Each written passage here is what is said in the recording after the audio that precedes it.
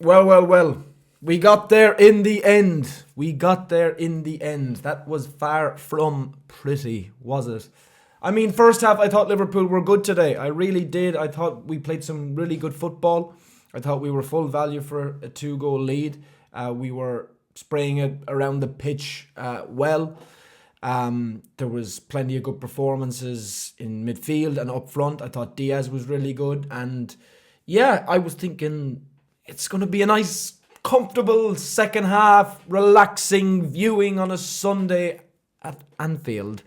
But it was not. It was far from that. And look, I've said this already, and I do believe that it holds quite a lot of weight.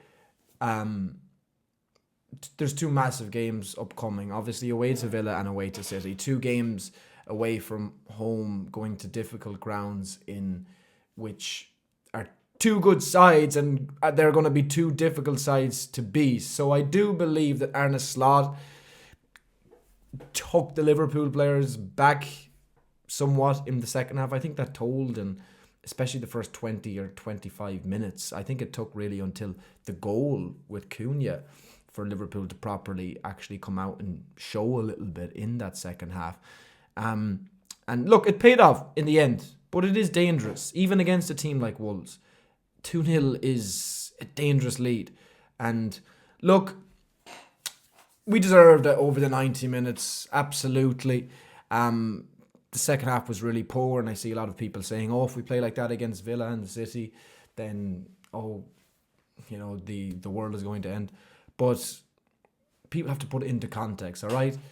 I've no doubt there was an eye, as I mentioned already, on the two big upcoming games. But also, from here until the end of the season, every game is big. Every game is huge, and there's pressure on every game. Do you know what I mean? And I think, obviously, if anything, after Wolves scored, there's obviously even more pressure, but you could see it at certain times with Wolves attacking, even though I felt that we did defend largely well after that, or after that goal.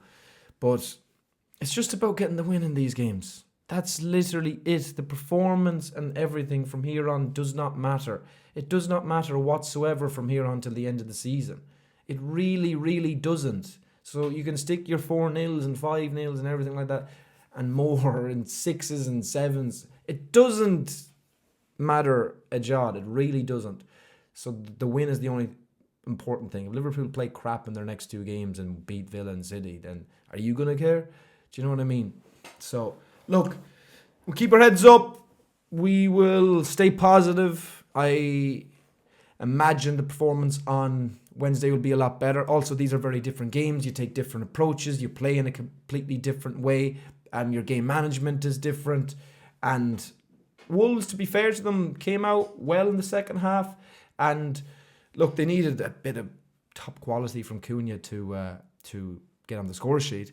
But, they've quality in that team as well. I'm happy, but I'm more so relieved. But I have no doubt that in these next two games, you're going to see two good Liverpool performances. Let's get straight into today's Liverpool player ratings against Wolves. Alisson Becker did not have an awful lot to do all game, really. Had, obviously, with Wolves attacking more in the second half, he had more work. He had more crosses to collect. He had a couple of shots to save. The big moment for him in that game was the one-on-one, and Alisson Becker, yet again, no better man to come up the winner of a one-on-one at 2-0 down. And that was early as well in the second half, so that would have brought even more pressure to Liverpool. That was a very important save. But yeah, apart from that, I thought he was decent. Obviously, made a big contribution there. Did his job well. I'm going to say 7.5 out of 10.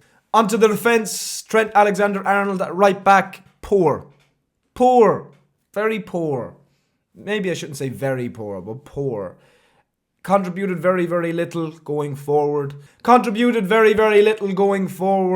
Defensively wasn't great. Gave the ball away on a number of occasions. His passing wasn't there whatsoever. even some simple passes just didn't work at all. Second half, it was, or I don't know, was the end of the first half or the second half, but it was very, very slack. Just in front of his own box, gave the ball away and gave Wolves a half decent chance to make a chance from anyway. Not good, and especially with better opposition that we are going to be facing over the next week and beyond, he needs to do better. 4. Ibu Kanade, I thought defensively he was solid for the half that he played. Obviously got the booking, which I felt was harsh. It was a harsh booking. Look, is it cynical? You probably would say that it is somewhat, but is there much contact? I would say very, very little. I see the Wolves manager talking about how he should have got a second yellow. That is stupid. I mean, there was absolutely nothing in that second tackle. It's just a coming together, and the ref got that one absolutely spot on. I thought he was decent enough for the half that he played. He'll be back again, of course, during the week against Villa. But it was a good decision in what was becoming a more kind of competitive game as it went on from Slot to take him off. 6. Virgil van Dijk, first half, like Ibu, I think he was solid. Second half, I think he got a little bit overly comfortable, as Virgil does sometimes. His passing in around the back. His passing from the back wasn't the best. Obviously, Wolves were a lot further pushed forward. There was a lot more pressure on him. But his defending, I thought, was decent. You know, he had some big headers to make in the box, some big interceptions to make throughout that second half alone. And look, ultimately, I mean, Wolves' goal today is the fault of nobody's. I mean, it's a fantastic strike from Mateus Cunha. There's nothing even Alisson can do in goal about that. So I don't think any defender can get blamed for that. Virgil, I'm going to say 6.5. Andy Robertson, defensively a couple of times in the first half, gave the ball away, should have made better decisions. He really gambled on a tackle in which he missed, and Wolves had a half-decent counter-attack as a result. But look, I think going forward he was decent. He was largely decent, especially first half when Liverpool were actually playing some good football. A couple of good balls in the box. He had one good ball into the box for Jota, I think it was. Second half, I thought he was pretty resolute defensively. I thought it was overall a half-decent Robertson performance, bar a few sticky moments. I'll say 7. Onto the midfield, Ryan Gravenberch, poor in midweek and not great today, it has to be said again. I mean, look, ultimately, he lost Cunha for that goal. Obviously, Cunha makes the little jink outside and then sticks it into the top corner with his left foot. I did say, I mean, there's nobody obviously you can blame for that goal, and I don't think Gravenberch should be blamed for it, but maybe the only criticism you would say there, he should be stronger in the tackle. Didn't have much control in that game, especially second half when Liverpool were kind of dying for a release, an out ball, you know, a bit of composure, especially when Wolves were pushing so many forward and, you know, we're putting some good attacks together. Not great, and I would worry about tiredness. He's a man who's played so much football this season, and we need to make sure he's not burnt out in the business end of the season. I'm going to say 5. Alexis McAllister, I thought first half he was very good. Made a couple of really good passes.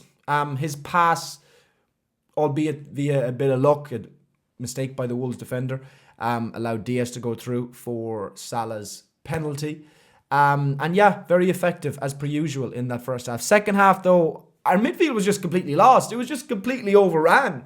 I mean, Wolves were just bypassing the midfield in the second half. You know, our back four was taking all of that pressure in the second half. So you can't ultimately say too good really about any, or talk too much, or give too much praise to any midfielder that started for Liverpool in that game. But Alexis, due to the first half, I'll say 6. Dominic Szoboszlai, certainly our best midfielder today, without doubt.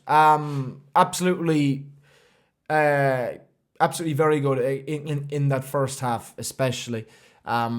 had some really nice touches, was kind of at the heartbeat of everything Liverpool did well going forward. Created a couple of decent chances, had some really nice passes. And I did say just previously about our midfield being bypassed in the second half, and it was, but that wasn't Szoboszlai's fault. Szoboszlai was probably the only midfielder in that second half who can somewhat hold his head up high, out of the starters anyway, because he got stuck into tackles in the second half. He gave Liverpool an out ball at certain times. He did very, very little wrong. Our team as a whole were not good in the second half, but Szoboszlai at least was producing something. He was working to the best of his ability to give Liverpool some sort of an outlet in that second half, especially with all that Wolves pressure when we were struggling. Let's be real. I'll say Szoboszlai 7. Mohamed Salah, first half, very, very involved, very good.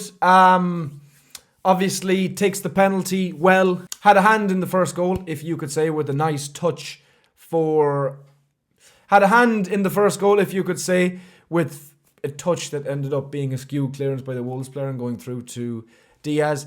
But look, he was a threat. He was very unlucky, not as he always is a threat, but he was very unlucky not to get a second goal in the second half, be it via a penalty that obviously was overturned, but a fantastic disallowed goal in which he was not far offside whatsoever. A good performance, I think, overall from Mohamed Salah today. It's one of those games where you'd say if he's not on the pitch, Liverpool don't win. It's as simple as that, because like you would with any team, he just gives us that quality that we need in front of goal. And Gakpo missing today, obviously we have less of that. So Salah, very important as ever. 7.5. Luis Diaz, very happy with his first half performance today. Did well for the goal. Won the penalty. Was a menace all first half. Most of Liverpool's play, the first half, was being played all down that left side.